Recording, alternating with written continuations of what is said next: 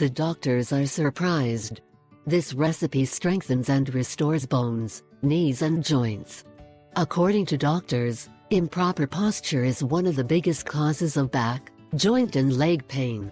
That is why we must improve our position in order to avoid major problems. But, in addition to improving your posture, it is recommended to start consuming this amazing natural remedy that can strengthen joints, bones and knees and relieve pain. It is a recipe that originates in ancient Rome and has been used for thousands of years.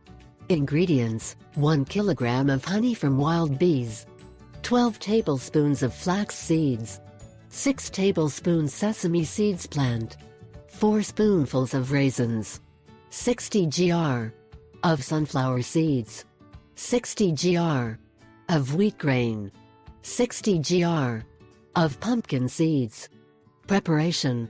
The preparation is very simple. You just have to mix all the ingredients in a bowl and then store it in a glass jar.